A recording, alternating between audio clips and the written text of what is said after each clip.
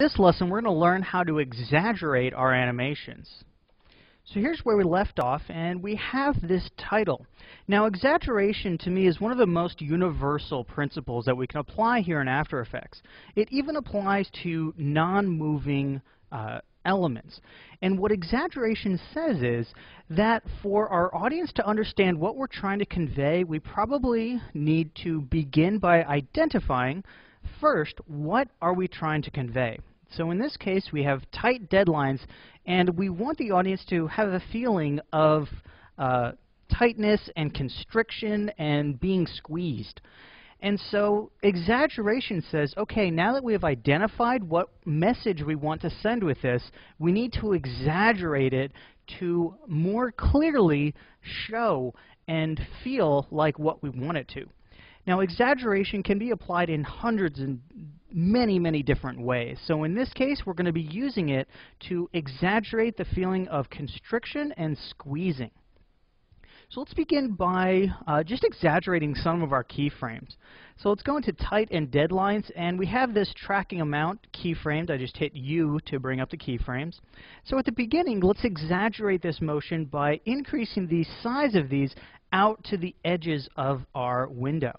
So now our movement is going to be a bit more exaggerated. We're going to start from a more spread out feeling and then come together much tighter. So this is one way we can exaggerate animation, is by increasing the values or increasing the contrast between our various poses or our various pieces of the animation.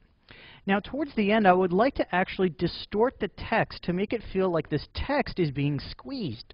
So an easy and fast way to do this is to add an adjustment layer. So I'm going to go to Layer, New Adjustment Layer. And on this, let's add something like a Distort Bulge. So I'll go to Effect, Distort Bulge. And if we do a negative bulge height, we get a squeezing effect. You can see here that the edges are being squeezed in.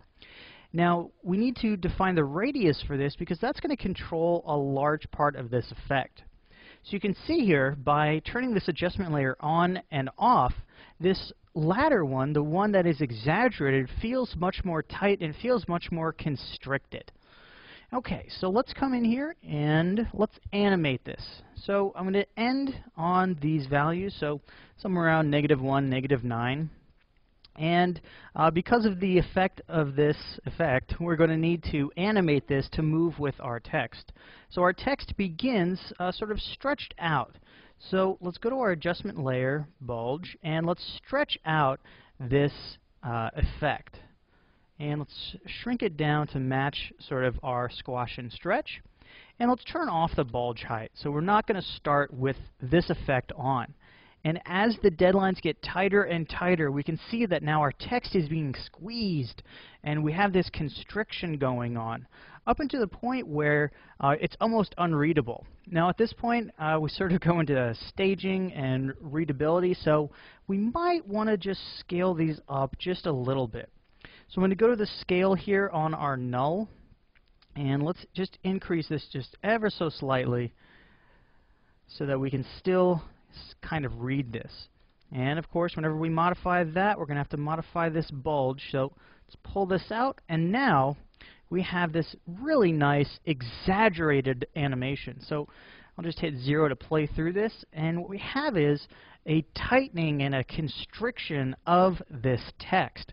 And by modifying our text and titles to show more of what we're trying to convey, we make it much easier for, again, the audience to read and understand and feel what we want them to. So exaggeration is, again, one of the most universal principles, and it's defined by two things. First, what message are you trying to convey? What feeling are you trying to convey? And then how can you exaggerate or heighten or enhance that feeling in your audience? Let's take a look at our ball bounce. So let's go into our comps, our ball bounce complete. And here again, we can enhance this. We want, at the beginning, we want speed. So let's actually enhance or exaggerate the scale changes we have, or the squashing and the stretching. So let's make it thinner, and let's make it much longer. And we can see by just exaggerating this motion, we are changing the animation and making it more appealing.